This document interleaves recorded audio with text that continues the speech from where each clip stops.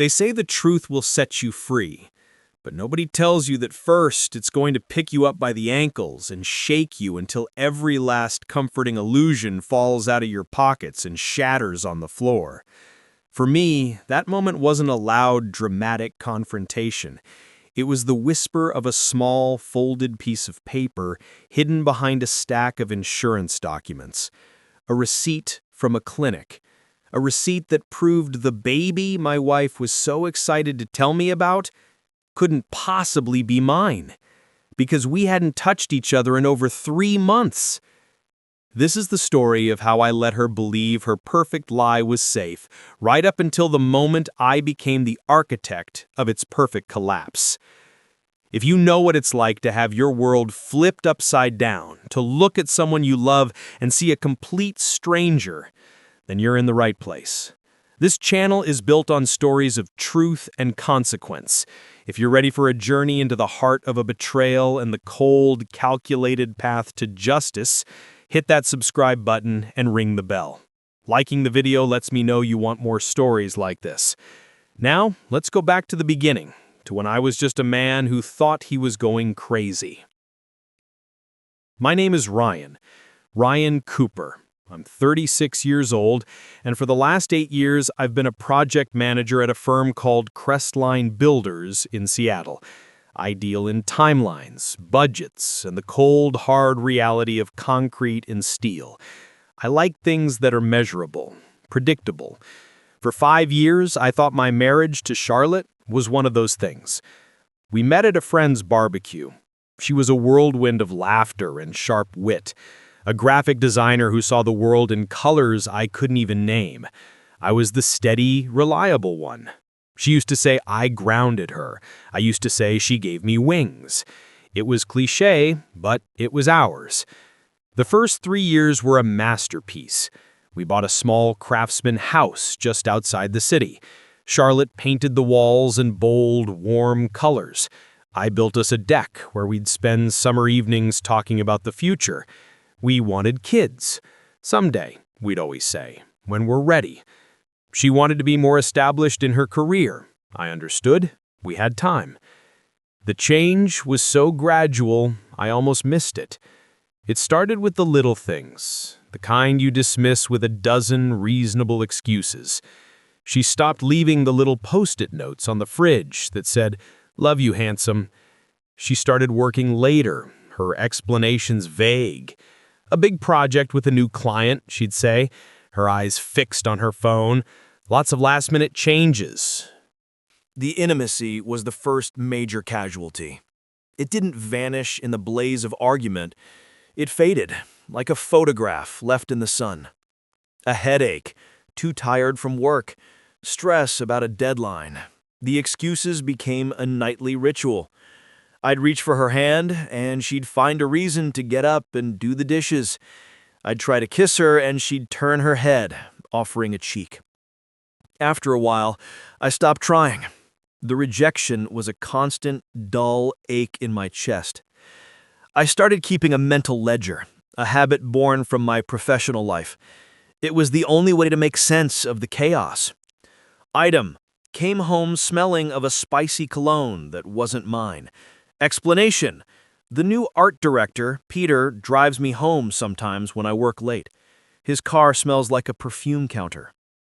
Item: a new expensive silk blouse in her closet. Explanation: it was on a crazy clearance sale. I had to treat myself. Item: a sudden, intense aversion to coffee, which she used to guzzle every morning. Explanation: doctor said I should cut back on caffeine. Better for my anxiety. I wanted to believe her. God, I wanted to, because the alternative was too terrifying to consider. So I buried my suspicions under a mountain of rationalizations. I was being paranoid, insecure. Work was stressful for both of us. But the coldness in my own home was becoming unbearable.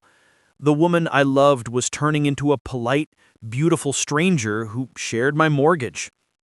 The breaking point, the moment the foundation finally cracked, was a Thursday evening in early November. Rain was sheeting down the windows, a typical Seattle night.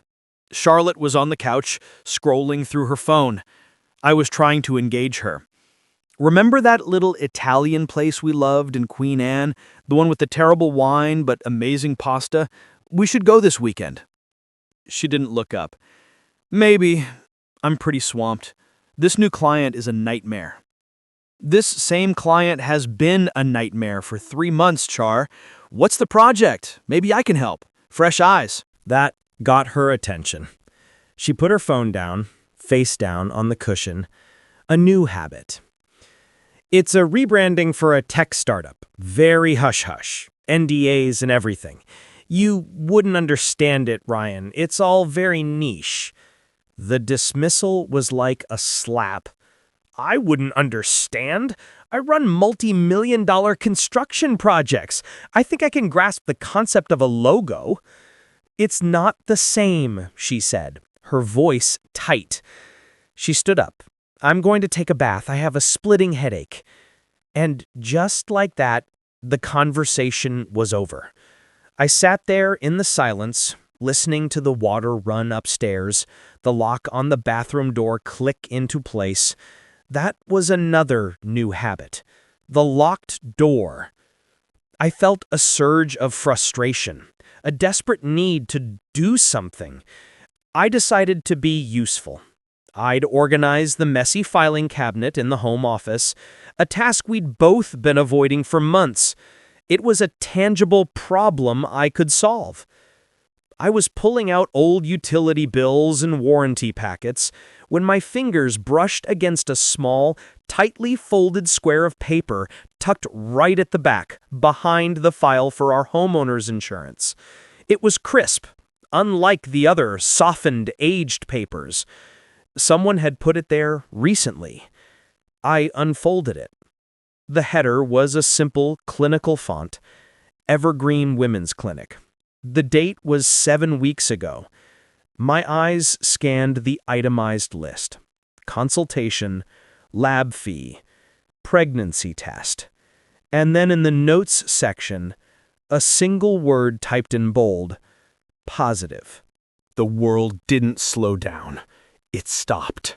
The sound of the rain, the hum of the refrigerator, it all vanished. There was only the hum of my own blood in my ears, and that word, positive. My mind, trained to analyze timelines and sequences, did the brutal, instantaneous math. 7 weeks. That was exactly when the headaches had become a permanent fixture, when she'd started sleeping in the guest room so as not to disturb me, when she'd started refusing the glass of wine I'd pour with dinner. A wild, hopeful thought surged. It's mine. A miracle. But it was crushed immediately by the cold, hard data. We hadn't been intimate in over 3 months. The timeline was impossible. The math was simple, and it was devastating. Charlotte was pregnant, and I was not the father. I didn't scream. I didn't cry. I just stood there, my hand gripping the edge of the desk until my knuckles turned white. The reality of it settled into me, cold and heavy, like a stone sinking to the bottom of a lake. The lies, the distance, the locked doors, it all snapped into a horrifying, perfect focus. She wasn't just having an affair, she was carrying another man's child, and she was planning to pass it off as mine. I thought of the future she was crafting for us. Me, the doting, oblivious husband, thrilled about the miracle baby. Her, the glowing, expectant mother. And all the while she'd be sharing the truth, the secret, the real joy, with someone else. The deception was so profound, so calculated, it took my breath away. A hot wave of anger rose in me, a pure, white-hot rage that made me want to storm upstairs, break down the bathroom door, and demand the truth. But just as quickly, it receded, leaving behind something else, a cold, terrifying calm. Confronting her now would be a tactical error. She'd deny it, She'd cry, she'd gaslight me, make me out to be the monster for accusing a pregnant woman. She might even leave, and I'd be left with nothing. No answers, no justice, no control. No. If this was a war, she'd already fired the first shot without me even knowing I was on the battlefield. But now I knew. And I had the one advantage she didn't. I knew her secret. I carefully refolded the receipt. I made sure the creases were exact. I slid it back into its hiding place behind the insurance file. Then I went to the kitchen and poured myself a glass of water. My hand was steady. That surprised me. When Charlotte came downstairs later, wrapped in a robe, her skin smelling of lavender bath salts, she looked at me. "You're quiet." "Just tired," I said, offering a small, weary smile. "Long week." She bought it. She always bought the easy lie. "Tell me about it." "I'm going to bed. Don't stay up too late." She kissed my cheek. Her lips felt like a brand of betrayal. That night, lying alone in our bed, I didn't sleep. I planned.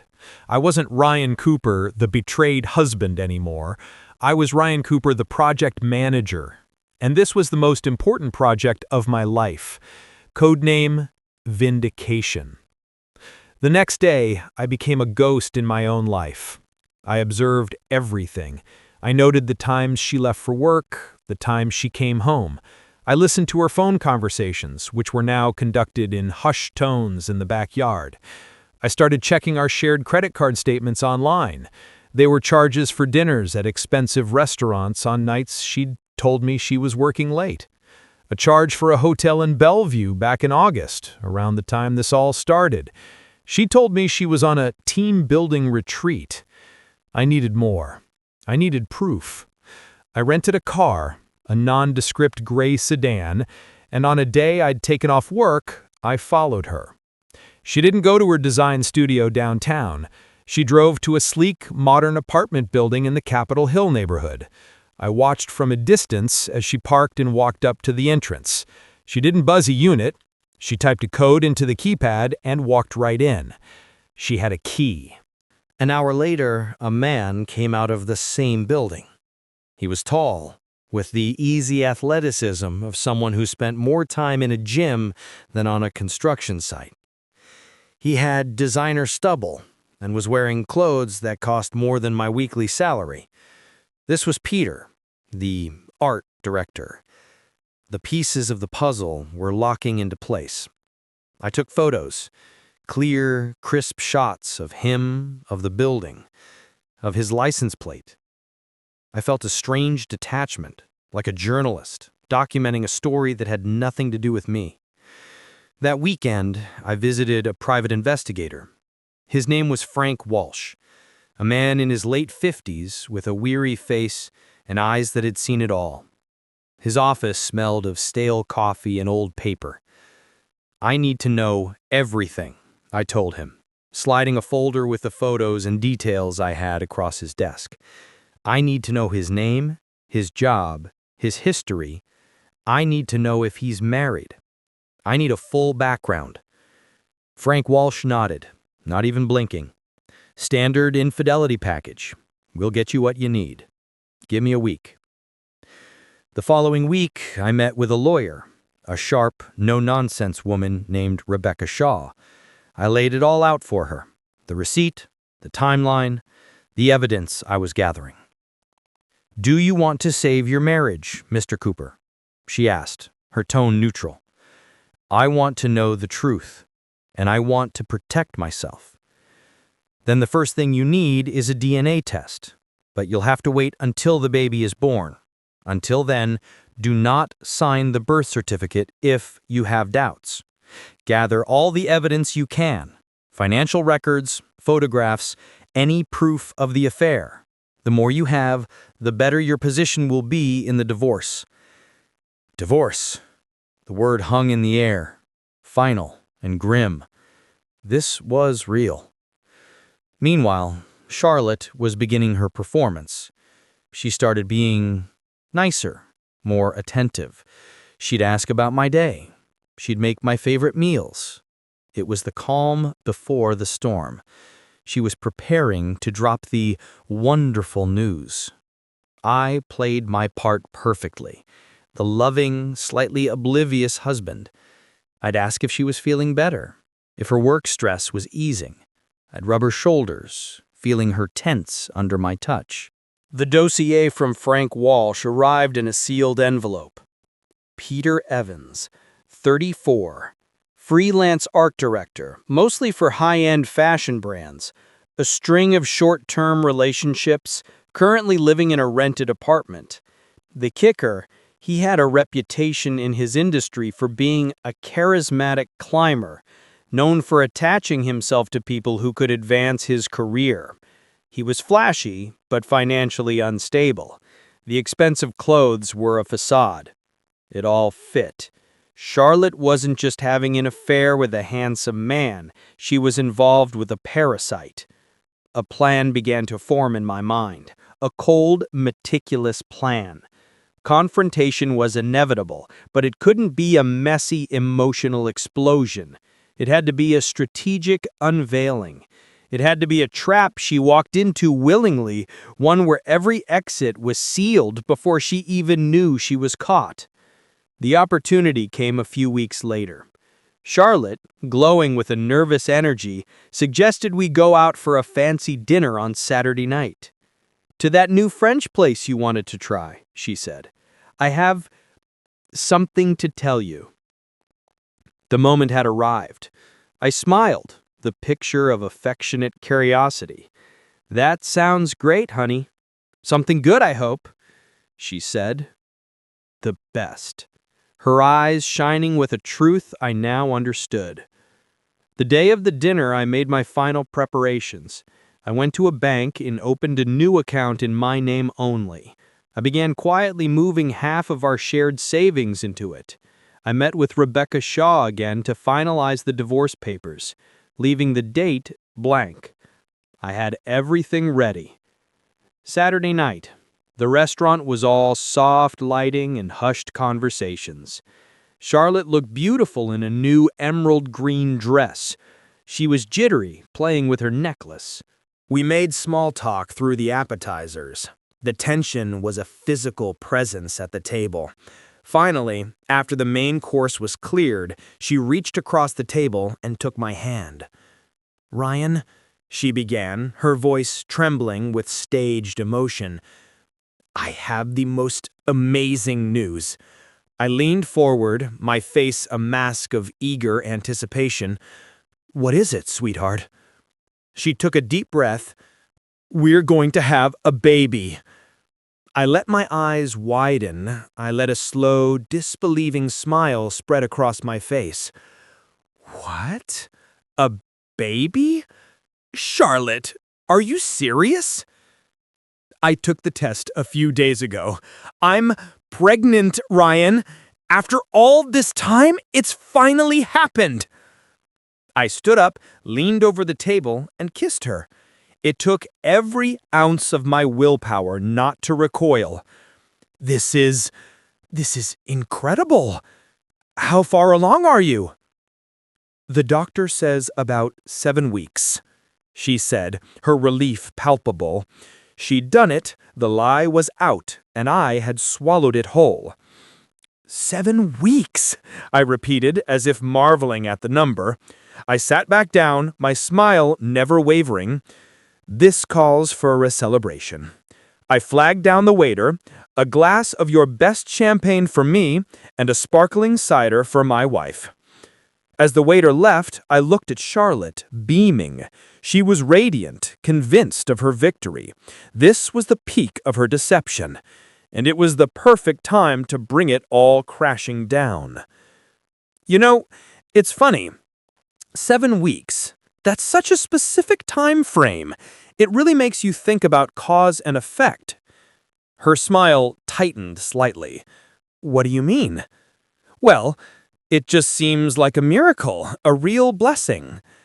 I reached into the inner pocket of my jacket. It reminds me that sometimes the most wonderful gifts Come with a receipt, just so you know what you're really getting. I placed the manila envelope on the white tablecloth between us. Charlotte's eyes dropped to it. The color drained from her face. What is that? It's a gift, I said softly, my voice cold and steady for the first time. Open it. Her hands shook as she picked up the envelope. She fumbled with the clasp and pulled out the contents. The first thing she saw was the photograph, her and Peter, kissing passionately in the doorway of his apartment building. Then another, of them walking hand in hand. Then the credit card statements, with the incriminating charges highlighted in yellow. Then Frank Walsh's report on Peter Evans, highlighting his financial instability and his history of manipulative relationships. And finally, on the very bottom, the original receipt from the Evergreen Women's Clinic.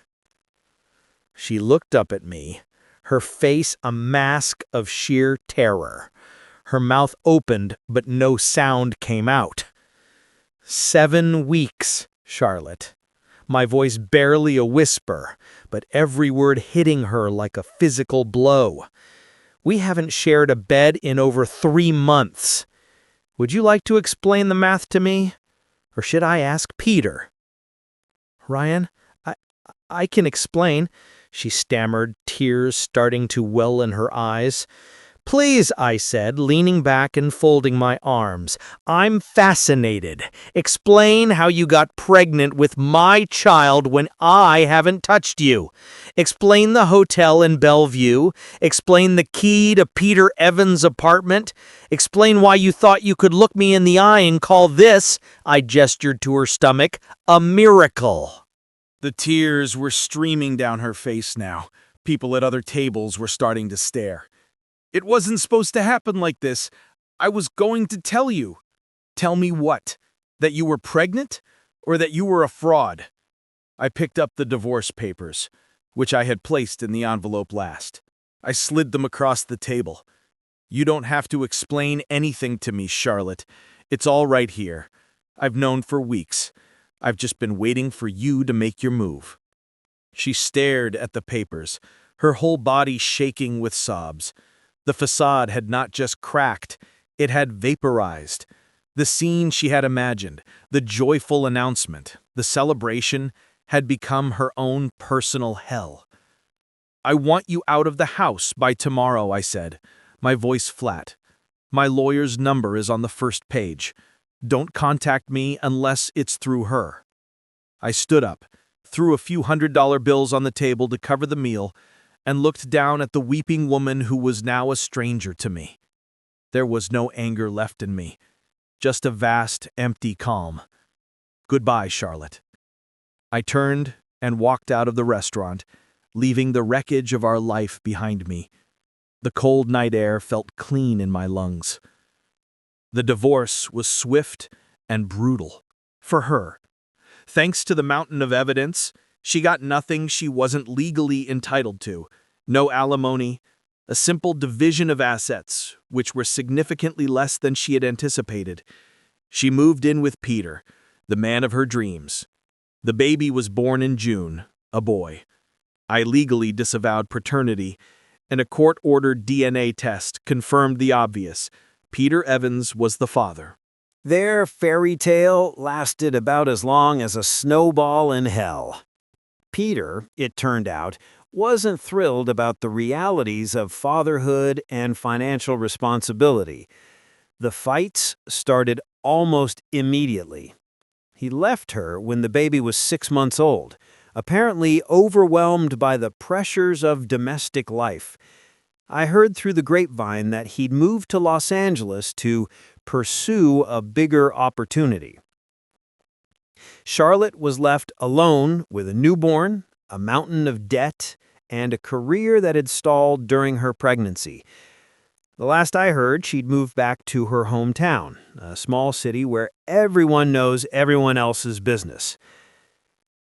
As for me, I sold the Craftsman house. The new owners ripped out the rose bushes Charlotte had planted. I didn't mind. I bought a modern condo downtown with a view of the water. I got a promotion at work. I started traveling. I reconnected with old friends. The pain didn't vanish overnight. It took time, but the satisfaction wasn't in her suffering. It was in my own liberation. I had taken back control of my narrative. I had refused to be the victim in her story. Sometimes the greatest revenge isn't about causing pain. It's about reclaiming your peace. It's about uncovering the truth, no matter how ugly, and using it to build a new foundation, one made of steel instead of sand. I learned that justice isn't always something you're given. Sometimes it's something you have to calmly, methodically build for yourself. If you've ever had to find your own strength in the face of a devastating truth, let me know in the comments. What would you have done in my situation? If this story of quiet vindication resonated with you, please give this video a like and share it with someone who needs a reminder that even in the darkest betrayals, you can still be the architect of your own light. Don't forget to subscribe for more stories about navigating the complex geography of the human heart. Thanks for watching.